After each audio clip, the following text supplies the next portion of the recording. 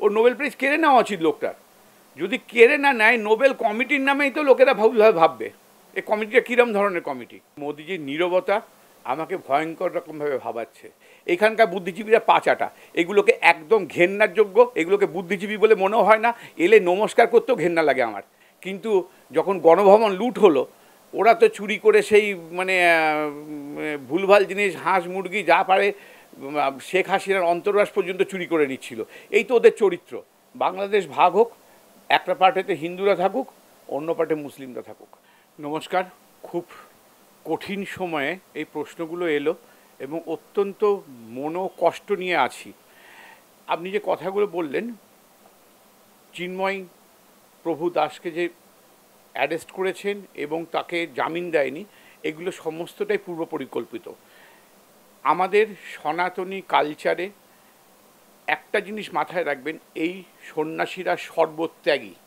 তারা তাদের আগের মানে তাদের নিজেদের জীবন এই চর্চায় আসার আগে তারা তাদের পারলৌকিক কাজকর্ম করে আসেন, তাদের পিতৃদত্ত নাম ছেড়ে আসেন। এদের শুধু দুবেলা দুমুঠো খাওয়া আর বছরে যদি দুটো গেরুয়া বসন পাই, তারা চলতে পারবেন। এনাদেরকে এইভাবে জেলে রেখে অত্যাচার করে, কারণ এদের মৃত্যু ভয়ই থাকে না।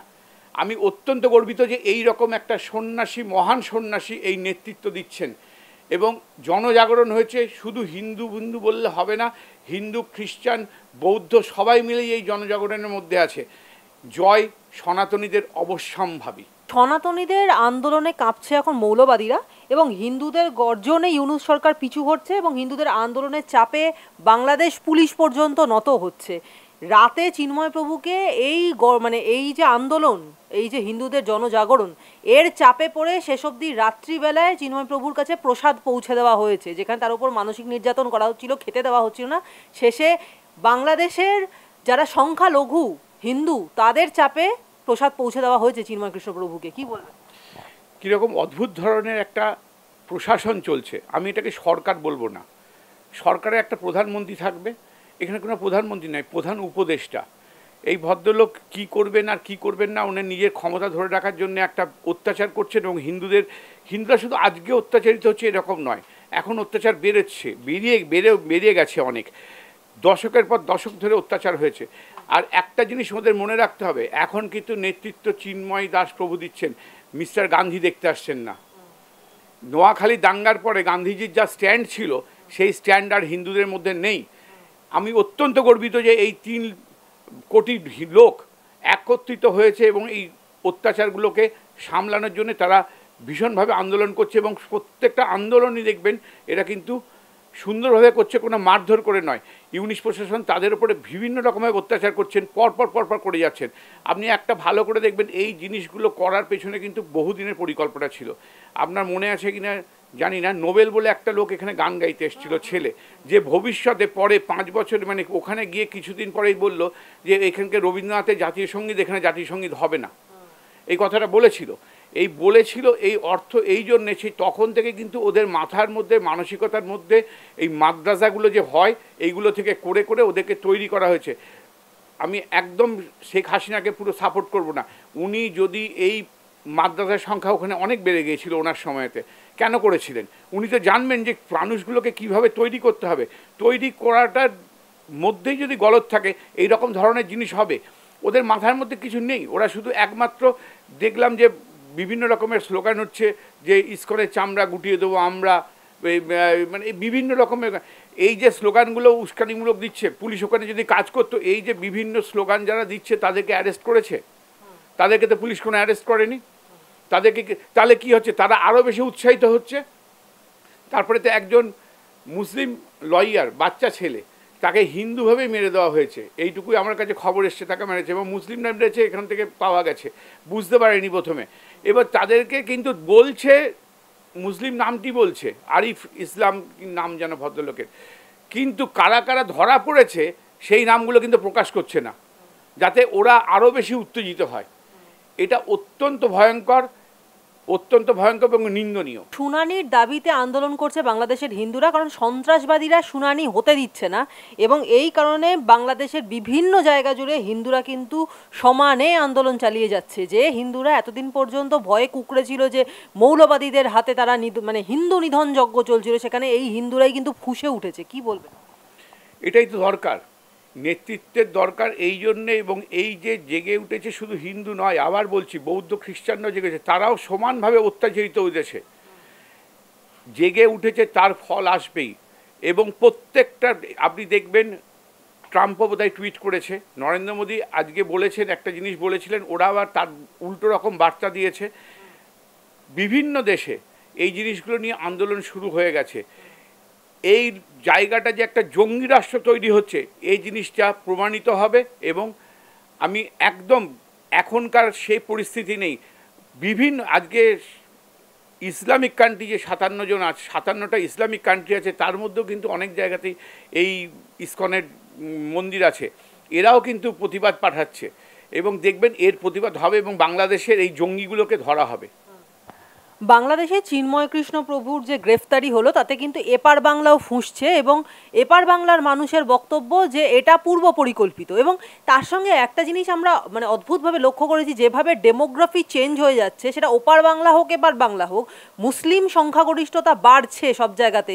তার সঙ্গে সঙ্গে তাদের মানে থাকা বা তাদের পোশাক আশাক সব কিছুর যেন চেঞ্জ, ডেমোগ্রাফিক্যাল চেঞ্জ আমরা দেখতে পাচ্ছি। তাতে কি এপারের বাংলার মানুষও সিঁদুরে মেঘ দেখতে পাচ্ছে যে এইরকম ঘটনা এখানেও ঘটতে চলেছে খুব অদূর ভবিষ্যতে? 100%। এটা তো একদম বাংলাদেশের এই জিনিসটা আমাদের এখান বাংলার লোকেরা যদি না বোঝে, আর কি কবে বুঝবে জানি না, বুঝছে। এবং কালকেও মিছিল আছে, এই মিছিল চলবে। এদের প্রত্যেকটার জিনিসের মধ্যে একটাই জিনিস ছিল যে হিন্দু সংখ্যালঘু করে দাও।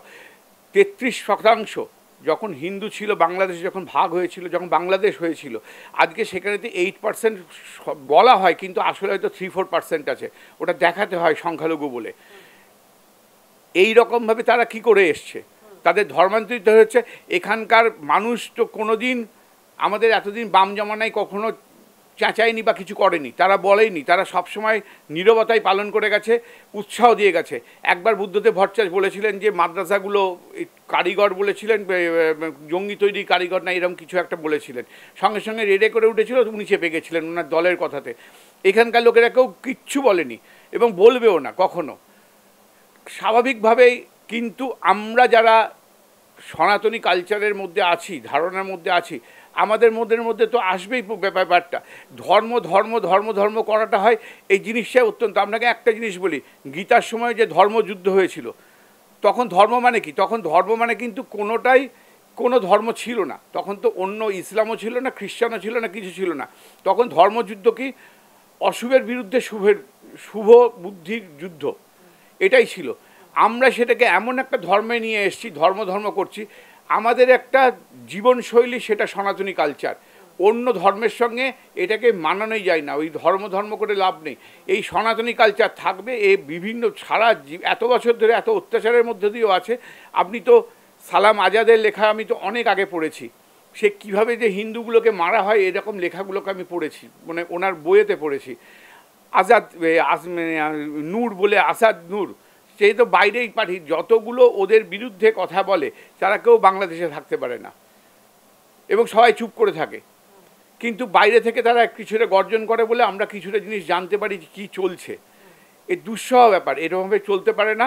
ইউনিশ সরকারকে একটা মানে আমি তো একটা জিনিস অবাক হয়ে যাই যে নোবেল কমিটি কাদেরকে নোবেল প্রাইজ দেয়, ওদেরকে ভাবতে হবে ওর নোবেল প্রাইজ কেড়ে নেওয়া উচিত লোকটার। যদি কেড়ে না নেয়, নোবেল কমিটির নামেই তো লোকেরা ভুলভাবে ভাববে। এই কমিটিটা কীরকম ধরনের কমিটি? ইসকনকে নিষিদ্ধ করার পথে বাংলাদেশ সরকার এবং ইউনুস প্রশাসন ইতিমধ্যেই কিন্তু ওদেশের হাইকোর্টে মামলা দায়ের করেছে ইসকনের বিরুদ্ধে। ইসকনকে নিষিদ্ধ করার জন্য সে দেশের হাইকোর্টে মামলা দায়ের করা হয়েছে। ট্রাম্প আসুক, 20 তারিখে তো নেবেন উনি, তারপরেতে কী হবে দেখা যাবে। ওই ইউনিশ কোথা থেকে উড়ে যাবে। ওই লোকগুলোর একটা সাবস্ট্যান্ডার্ড লোক, ওর নিজে কি ভাবে কি হয় না, ওই মানে ওর নামেই তো প্রচুর মামলা টামলা ছিল, পালিয়ে গেছিল। ওই লোকটাকেই তো এখন এসে কি ব্যাংকিং সেক্টরে ওনার প্রচুর তসরূপের ওনার আন্ডার মামলা ছিল, পালিয়ে গেছিল। ওদের লোক নেই বলে ওই রকম। আমাদের দেশের মতো তো নয়। আমাদের দেশের মতো আমরা যদি ভালো মানুষকে রাখতে না পারি, ছিল বলেই আজকে আমরা ওরকম একটা মানে রাষ্ট্রপতি পেয়েছিলাম কালাম সাহেবের মতো। তো ওরা তো সেগুলো রাখতে পারে না। ওরা যে মানুষ আছে তাদেরকে বড় যদি করতে পারে তবে তো। ওদের কালচারে সেটা নেই। কালচারে নেই কেন? ছোটো থেকে ওদের ভুলভাল জিনিস শেখানো হয় বলে তাই তো ওই রকম জনসংখ্যা বাড়ছে। এই যে হিন্দু সন্ন্যাসীরা যারা ত্যাগের মধ্যে দিয়ে সর্বত্যাগী সন্ন্যাসী, এদের কোনো চিন্তা থাকে না যে আমার 4টে বউকে আর 20খানা বাচ্চাকে কী করে খাওয়াতে হবে। তারা আন্দোলন করতে পারবে, কারণ তাদের মৃত্যু ভয় নেই। তো স্বাভাবিকভাবে দুটোর মধ্যে তফাৎ আছে। তুমি সংখ্যায় বাড়াচ্ছ, শিক্ষা দিচ্ছ না, তো কী হবে তাতে? ওই রকমই জিনিস তৈরি হবে। এক একটা মানুষ হবে এক একটা মানব সম্পদ। সে যাতে সমাজ সোসাইটি তৈরি করতে পারে। ওরা যদি মানব সম্পদই না তৈরি করতে পারে, তাহলে ওদের বাংলাদেশটা গড়বে কী করে? এখনো কোনো পদক্ষেপ কিন্তু ভারত নিল না, এবং ভারত হচ্ছে সনাতন ধর্মের উৎসস্থলই ভারত। সেখানে দাঁড়িয়ে ভারত এখনো পর্যন্ত বাংলাদেশের এত বড় ঘটনা ঘটে গেল, তাতে কোনো মানে ইতিবাচক পদক্ষেপও নিল না, সনাতনীদের রক্ষার জন্য মুখও খুলছে না, আন্তর্জাতিক স্তরে যে কোনো আলাপ আলোচনা সেটাও করছে না। শুধুমাত্র দেখা গেছে যে প্রধানমন্ত্রী কিছু বার্তা দিয়ে কাজ ছেড়ে দিয়েছেন, এখনো পর্যন্ত কিন্তু সেরকম উল্লেখযোগ্য কোনো স্টেপ ভারত নেয়নি। কবে মুখ খুলবে ভারত, আর কত দিনের অপেক্ষা? সেটা বলতে পারবো না, কিন্তু মোদিজির নীরবতা আমাকে ভয়ঙ্কর রকমভাবে ভাবাচ্ছে। উনি যথেষ্ট জ্ঞান তো ওনার অসীম। উনি জানেন যখন নামবে তার উপরে, আপনি কি সবগুলো জিনিসেই ভোকাল হতে হবে তার কোনো মানে নেই। ভোকাল হওয়ার জন্য অন্য লোক আছে। যিনি কাজ করেন তিনি নীরবেই কাজ করেন। আজকে যখন মানে পাকিস্তানে যখন ফাইটারে কি হয়েছিল না একটা, যেই আপনার ওর পরে যখন পাঠিয়েছিল কি বলেছিল যেন, হ্যাঁ সার্জিক্যাল স্ট্রাইক হয়েছিল, তার আগেও সবাই নীরব ছিল। কি করবেন সেটা জানি না, কিন্তু কিছু একটা উনি করবেন এ ভরসা ওনার উপর আমার অসম্ভব রকমভাবে আছেন। আর তাছাড়া আমাদের এখানকার তো শুভেন্দুবাবু টুবেন্দুবাবু যথেষ্ট ভোকাল। অন্য দলের কথা আমি কিছু বলতেও পারবো না, তারা ভোকাল কোনো দিন হবেও না। আপনার কি মনে হয় কট্টরপন্থীদের হাত খুলে দিয়েছে ইউনূস সরকার? কারণ বাংলাদেশে যেভাবে হিন্দু বিদ্বেষ বাড়তে শুরু করেছিল, শুরুতে আমরা দেখেছিলাম যে যখন বেশ কয়েক বছর আগে থেকে দেখতে পাচ্ছিলাম যে ভারতকে বয়কট করো, ভারতের জিনিসপত্র বয়কট করো, ভারত যদি খেলায় যেতে তাহলেও সেক্ষেত্রে বাংলাদেশিদের একটা যেন পিতৃ শোকের মতো, মৃত্যু শোকের মতো একটা অবস্থা। মানে সব দিক থেকে ভারতের সঙ্গে যেন একটা মানে রেষারেষির সম্পর্ক তৈরি করা হচ্ছিল। এবং এখন যে পরিস্থিতি দেখা যাচ্ছে যে বাংলাদেশে যে সমস্ত হিন্দুরা রয়েছেন তাদেরকে সম্পূর্ণভাবে তাদেরকে কি মানে ইগনোর করা, তাদেরকে মারধর করা, তাদেরকে যেভাবে হোক সেখান থেকে উচ্ছেদ করবার জন্য একটা মানে প্রচেষ্টা চালিয়ে যাচ্ছে। তো ভারতকে কেন এত বিদ্বেষ বাংলাদেশের? কেন এত হিন্দু বিদ্বেষ? কেন তো হিন্দু বিদ্বেষ, ভারত বিদ্বেষ? কারণ হিন্দুর এখানে সংখ্যা বেশি। ভারত যখন দ্বিজাতি তত্ত্বের ভাগ হয়েছিল সে সময় পাঞ্জাবে যেভাবে ট্রান্সফার হয়েছিল এখানে সেই এক্সচেঞ্জ হয়নি, এবং এখানে তো হয়নি। 1947 সালে 20শে জুন যখন পশ্চিমবঙ্গ দিবস পশ্চিমবঙ্গকে করা হয়েছিল, তখন আপনার 58 আর বোধহয় 21 ভোটে চেঞ্জ হয়েছিল।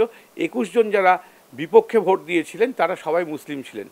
তারা কিন্তু 3 জন না 4 জন বাংলাতে থেকে গেছিলো, মানে পশ্চিমবঙ্গে, বাকিরা কিন্তু সবাই অন্য জায়গায় চলে গেছে। না সরি, 3 জন বাইরে গেছিলো, বাকিজন এখানেই বংশবৃদ্ধি করেছে। তো এরা প্রথম থেকেই হিন্দু এই জায়গাটা যে পায়নি, গোটা ভারতটাকে দখল করার একটা পরিকল্পনা বিভিন্ন রকমভাবে করছে। এবং হিন্দু থাকলে আপনি তো কিছুদিন আগে দেখেছেন যে একটা ভিডিও দেখলাম, দুলাল বাবুর মেয়েকে তুলে নিয়ে চলে গেল। এরকম তো অকথ্য অত্যাচার করা হচ্ছে, অকথ্য অত্যাচার। এটার বিরুদ্ধে কেউ কোনো মুখ খোলে না। এখানে যেহেতু ভোট ওদেরও একটা আমাদেরও একটা, সেই জন্যে সবসময় প্রত্যেকটা রাজনৈতিক দল চুপ করে থাকে, কোনো কিছু কথা বলে না। শুধু একমাত্র একটাই বিজেপি কিছুটা কথা বলছেন, এবং শুভেন্দুবাবু এখন ইদানিং অনেক বেশি ভেলে কথা বলছেন, যেই জন্য আমার অনেকটা ভালো লাগে। যেটা সত্যি কথা সেটা বলছে। রাজনৈতিক দলের কথা উচিত সত্যি কথা বলা, এই সত্যি কথা। আর ইউনিশ সরকার তো প্ররোচনা দিচ্ছেই। আমি তো আবার বললাম আপনাকে, পুলিশ ওরা যখন ভুলভাল স্লোগান দিচ্ছে যে চামড়া গুটিয়ে দেবো, তখন তো পুলিশ প্রশাসন কিছু করেনি। যাদেরকে ওই লয়ারকে যে মেরেছে তাদের নামগুলো তো প্রকাশ করছে না, ওগুলো চেপে রাখছে যাতে আরও উত্তেজনা বাড়ে, যাতে হিন্দুদের উপর আরও অত্যাচার হয়। ওরা তার মানে চাইছেই ভাগ্য। তার মানে ডাক্তারবাবু, যেটা মূল কথা, যে কোনোভাবে যে কোনো উপায়ে হিন্দুকে বাংলাদেশ ছাড়া করো, যে কোনোভাবে হিন্দু উচ্ছেদ করো, এটাই হচ্ছে বাংলাদেশের এখন একমাত্র মোটো। একদম একদম একদম।